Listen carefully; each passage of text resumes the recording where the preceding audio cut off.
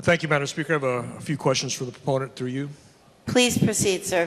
Thank you, Madam Speaker. First, I want to focus on Section 1, and just to clarify an answer for the proponent that the reason that section is there is because state and municipal employees are already covered by insurance, therefore they are exempted from needing to have this coverage. Through you, Madam Speaker.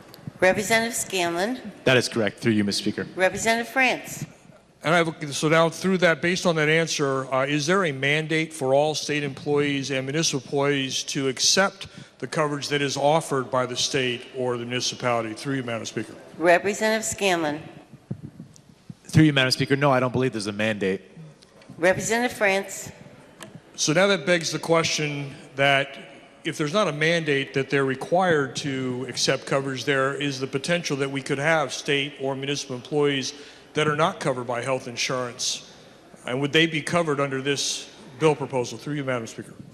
Representative Scanlon. They would be covered because on line 4 it says shall be available to any person insured under. So that would require that they would have to be using the state employee or the municipal insurance program. If they happen to be a corrections officer but they don't take the state insurance, they would be eligible to do this if they were a female. Through you, Madam Speaker. Representative France.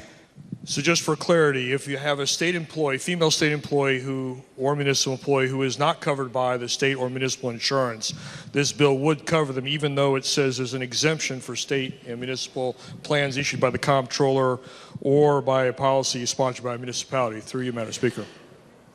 Through you, Mr. Speaker. Representative Scanlon. Through you, Madam Speaker. I would read this to say that there is an exemption if they are insured by those jobs, but if they are not, I would read this to say that they technically could be eligible to benefit from this. Through you, Madam Speaker. Representative France.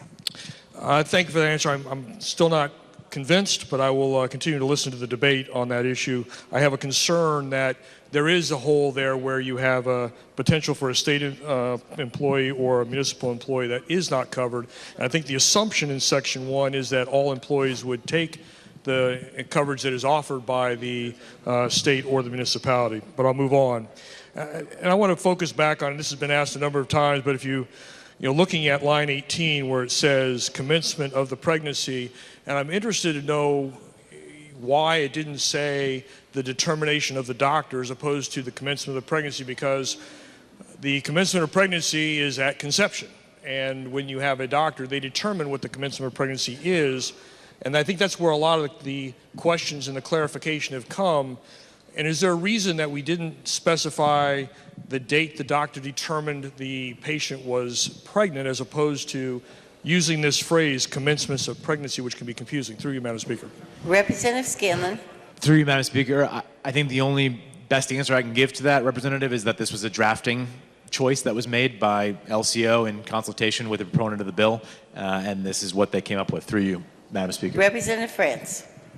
So in your interpretation, commencement of pregnancy as a standalone phrase there being tied to the licensed health care provider acting within there and determining that is when the clock starts. But it seems to me that's legislative intent as opposed to actually what the language of the bill says. And my concern is that when we put in commencement of the pregnancy, that some will interpret that as conception, and 30 days after, it is unlikely that many pregnant females will be determined. So through you, Madam Speaker, is there a plan to clarify that in some way? Representative Scanlon.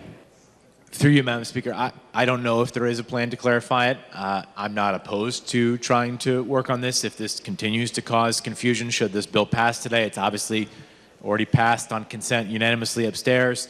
But if there is continued confusion about this, then perhaps this is something that our committee will look into in subsequent years. Through you, Madam Speaker. Representative France. Thank you for that answer, and I hope it would be clarified, because certainly with the number of people that have asked that question and concern about that phrase and how it's worded, many times we write law, we write bills, and we assume this is what it means, but when the lawyers get involved and they parse words, when you see commencement of pregnancy, there will be some lawyer out there that says that's conception. And my concern is that 30-day window, the doctor will certify, might be 3 months, 4 months, 5 months, even 8 months after conception. and that a lawyer will say, well, the timing of your window was in the past. So there's concern about that. So I thank the gentleman for his answers, and I will certainly continue to listen to the debate and make a decision after that. Thank you very much, Madam Speaker.